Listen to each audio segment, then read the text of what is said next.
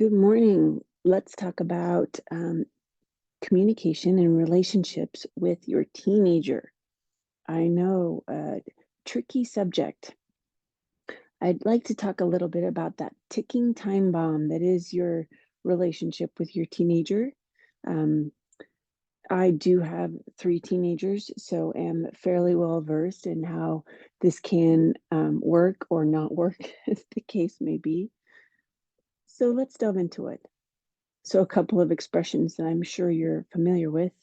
It isn't you, it's me. We're in different places now. I feel like I just need a little more room, maybe a break.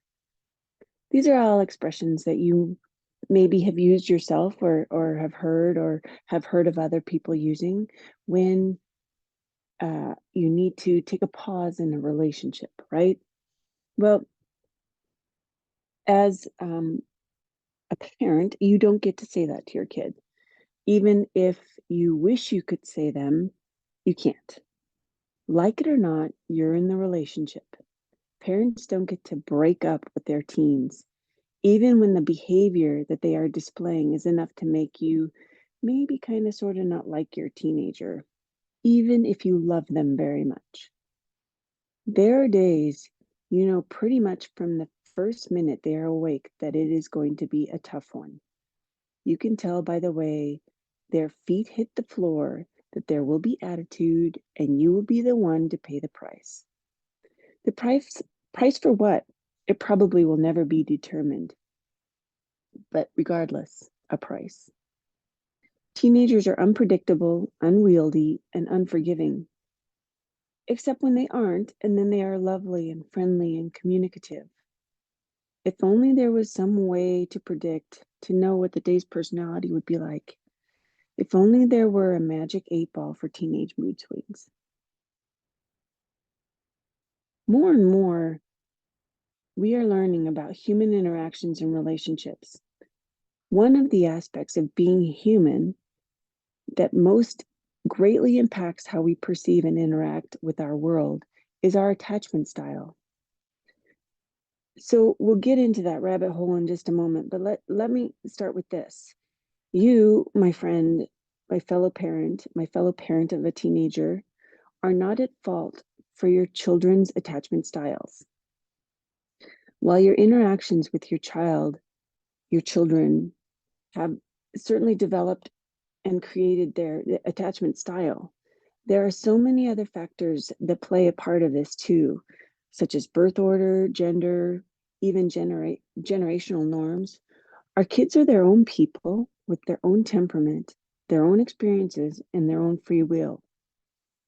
All that being said, your teenager's attachment style is also hugely impacting your relationship with one another. So it is an important factor and something to be familiar with. Our attachment styles shape the way we approach, communicate in, and interact with our relationships. It may even predict the quality and duration of those relationships. So it's a very important factor. The influence of attachment style spreads beyond that. It impacts the way we perceive ourselves, the way we cope with stress, the way we interact in various social contexts, even work, and most importantly, the way we feel about ourselves. If you are curious, there are sites online where you can learn more about your specific attachment style and what that might mean for your relationships. So that's just a little bit about attachment styles. One of the things that you'll read about when looking into attachment styles is the concept of misattunement. So misattunement, if you Google that, that's another rabbit hole that you can dive down. But the bottom line is that misattunement is the idea that there exists a lack of rapport between the infant and parent or caregiver, such that the infant's efforts at communication and expression are not responded to in a way that allows the infant to feel understood. This is, again, not necessarily the fault of anyone. It has very much to do with attachment style. In actuality, though, it looks like misattunement is more like a mismatch between what the child is asking for, safety, security, etc., and what the parent is giving. Though the parent might not realize that they are not actually meeting the child's needs. And that's really important to understand. So again, there's a mismatch between what the child is asking for and what the parent is giving, though the parent may not realize this. So if misattunement persists, then the child is not going to be able to learn how to self-regulate and how to make sense of their emotions or how to appropriately communicate their needs. And they instead develop a self-defense mechanism that becomes a response of quote unquote needing less, to the point where they themselves throw their own needs aside and seek only to assist others. They might label children who struggle with misattunement as quote unquote fussy, rather than getting curious about what's going on inside the preverbal child. A preverbal child can't say, hey, this is too much for me, or I'm scared right now. So instead, they don't learn those communications that would help to support their feelings and the best way to meet those needs. So as a child who continues through this sort of perfect storm, have needs not being met, as they become a teenager, that fussiness now starts to look like anger and discomfort. It looks like teenage angst, teenage anger. In today's world, we say this anger and angst is normal. Is it though? I mean, isn't there enough going on for teenagers without us characterizing them with negative qualities? That sweet kid is still in there. Let's remember too that teenage years are filled with two huge forces: hormones, which is like a tsunami of feelings and connections and all sorts of big emotions. And these hormones could probably alone fell a giant with the exaggerations of feelings and needs and emotions and synapses being pruned and all of these knowledge, everything coming all at once. And teenagers are also, their teenage years are also filled with this need for peer approval, this overwhelming need for peer approval. This is the phase of growing when our kids are relying on the security of the relationship they have already established with us, their ever loving parents. And while they kind of put that in their back pocket as a security blanket, they go out to test the waters with new and uncertain relationships, perhaps with their peers or with other adults who they want to connect with. Peer interactions and peer approval and disapproval are forefront in their mind. I don't know about you, but for many, it can be hard not to feel a bit kicked to the curb as a parent who suddenly isn't the most important person in this person's life anymore. And it can happen really suddenly.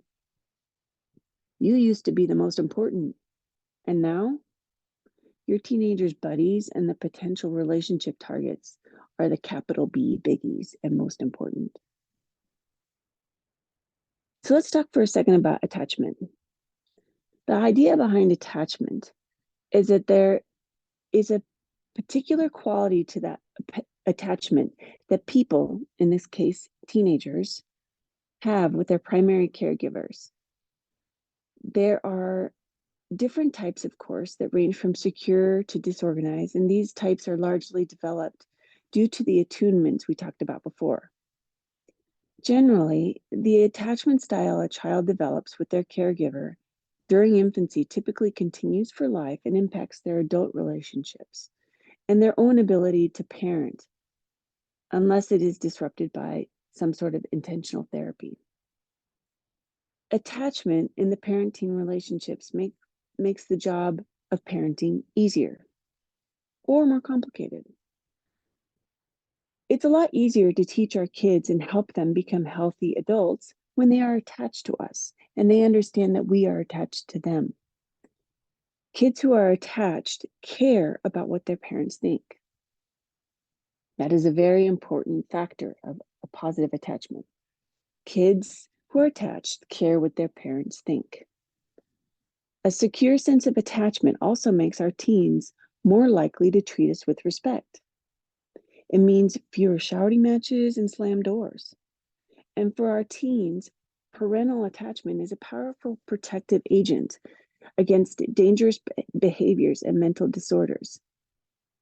And also, very importantly, attached teens will turn to their parents when they have issues or problems rather than turning to their peers, many of whom may not be as knowledgeable and certainly wouldn't necessarily have their own best interests at heart. So this is all a lot of information, and I understand that, but like, what is this? Why does this even matter, and what can we do about it? So first, know this: if you feel like your teen is sliding away, if you are seeing and hearing a lot more anger and attitude, if you feel like the connection between you and your teen is feeble, you are probably right. Listen to your gut instinct. And you should also know that the only way that the connection can be revitalized is by hard work on your part, you, the parent, not your teenager. I know it doesn't seem fair, does it? But your teen has support as he or she sees it. Peers are always going to be there. They are not seeking to reestablish an attachment with the adult they see as a negative force in their life. Again, I know it doesn't seem fair, right? Listen, I mean, sometimes you might be defined as the bad guy here, right? You say no. You make them do their homework. You take away their phone. You impose curfews. I mean, face it, you really are no fun. The person who most wants the connection knowingly is you. Your teen does too. I promise. They love you and need you more than ever, but they are just really, really, really bad at knowing it and at showing it. Let's talk a little bit about teenage interaction do's. So you can put these in your back pocket and pull them out when you feel like your interactions maybe aren't that positive. So teenage interaction do's. Number one, be a good listener. If your teen is willing to share something, anything at all, accept it for the precious and rare moment that it is. Your rule of thumb: listen twice as much as you speak. Again, listen twice as much as you speak. When your teen is speaking, tune into what they are saying. Don't just wait for a pause so that you can say your piece too. Actively listen to what your teen is saying and repeat back to them what you heard so you can be certain that you heard exactly what they are trying to tell you. I once heard this described as headline listening, which means you are actively listening to what they have to say and then respond or sum up with a headline for their story. Be open to their opinion, even if it is different than your own. Remember, you are not in the parenting business to create a mini-me, right? In fact, you should applaud them when they have taken the time to form their own opinions, especially if it is a well thought out argument.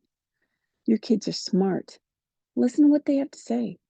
They are also so much more aware of the world than we were at that age, thanks to that darn device that they always have in their hand. But remember, too, some of their sources of information may not necessarily be the most sound. So it's worth a discussion. Number two, respect his or her privacy. If she sees that you understand her need for a private phone call and a closed bedroom door means I need privacy, and you respect that, she may be more willing to share more of her inner world with you. Understanding that someone is respecting you is very important. Make sure that you have firm limits on spending too much time behind closed doors, however.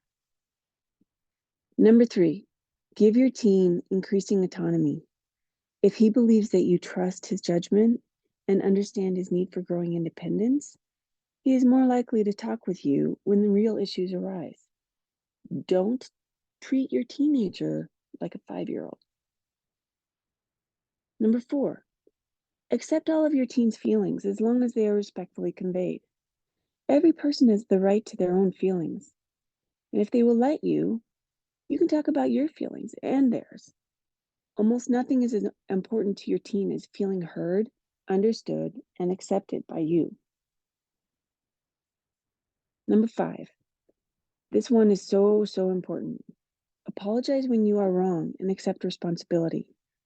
Often kids who shut down emotionally have the tendency to not trust their feelings or their judgment. When you say sorry, you're not only role modeling that mistakes are okay, you're also taking responsibility for your actions. Do not blame others for something that you had a hand in maybe causing or bringing about. People who own their own actions generally have a higher degree of self-efficacy and a sense of self-worth. This is an important lesson for your kid. Number 6, keep your comments brief. Schedule a time to talk about unappealing topics such as homework, and don't catch your teen on the fly. Tell them you want to talk to them about insert subject here, and then see when they have time for that conversation.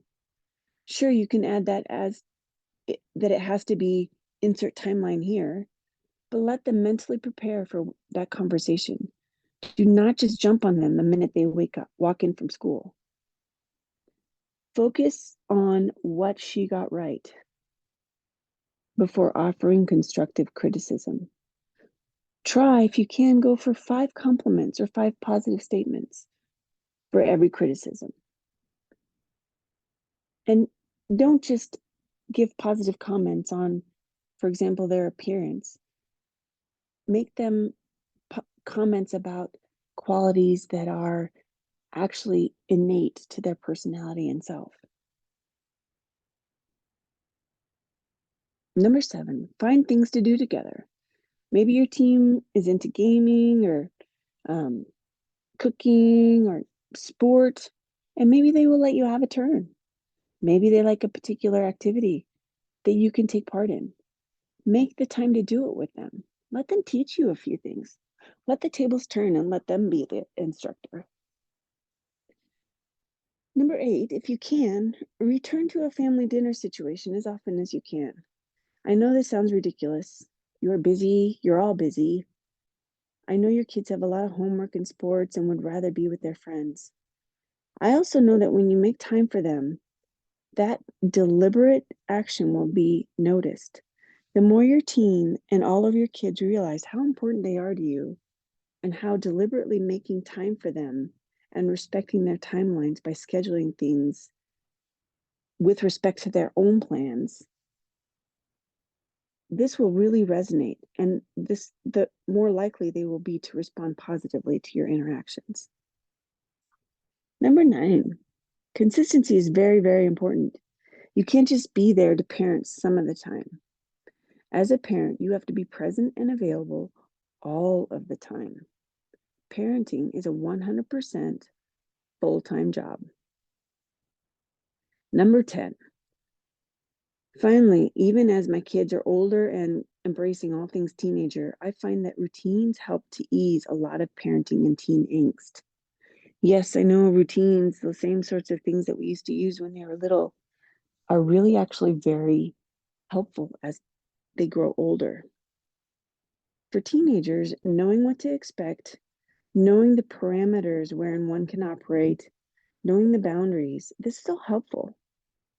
And when kids know their limits and aren't constantly wondering just how far they can go or how far they can push, they can enjoy that freedom.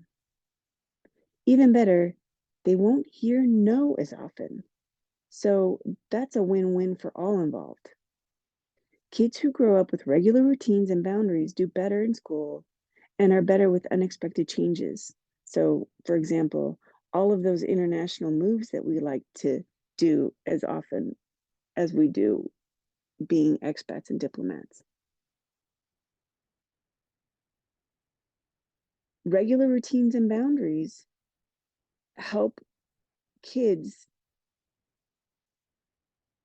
be better with these unexpected changes, and they end up being less stressed because they know what to expect. No one, regardless of age, likes to live with a bunch of unknowns. So, just a few teenage interaction don'ts. I always like to have more do's than don'ts. So, some don'ts. Number one, avoid lecturing, nagging, and guilt trips. These are negative communication tools. None of them are effective. And actually, as a side note, this applies to interactions with all human beings, not just teenagers. Number two, don't disclose the confidences your teen has shared with you. If you burn this bridge, he may or may not risk offering you his intimate thoughts and feelings again for quite some time. Do not disclose those confidences. Number three, refrain from asking questions. And I know that might feel like a really odd suggestion, but if instead of saying, "Why are you 15 minutes late getting home?" you say, "I noticed you miss your curfew by 15 minutes." This is a subtle difference, but basically you're pointing out a fact.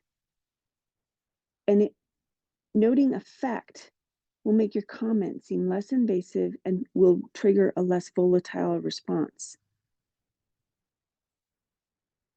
Number four, don't throw in the towel when your teen acts out and tests every interaction with you. It is very, very normal that they will rebel and push because they will want to ensure that you really, really are there for them. It will feel like a personal attack, I know, but know that it is more about them than about you. If you need to, take a time out for both of you and regroup and let them know what to expect with that regrouping. And then it will help them to mentally plan and emotionally be ready for that conversation. And number five, it will be really, really hard, but don't compare what they are going through or doing with what you did at that same age. That will not do anything more than further the gap in your communication. You at that age that your teenager is now, you were in a very, very different situation. You at that age compared to your teen at their current age is like comparing apples to oranges. Yes, both fruit, but very, very different fruit. What you experienced is not at all the same. You can share stories of your teenage years, but don't imagine that what you went through and maybe the solutions that you found can be applied to your teenager's current situation. So I know this sounds like a lot of rules for communication, and I know it's a lot to remember, but I also know that, yes, okay, your teens are still going to act like little monsters some of the time, but the more you are there for them and the more you help them to understand how important they are to you and how much you care, the less often that monster will make its appearance. And instead, you'll have your sweet kid back. Maybe just don't beat them at their favorite PS5 game. Thanks for listening. It's been really fun to share these thoughts with you. Looking forward to sharing more thoughts with you. See you next time on Big Purple Blob.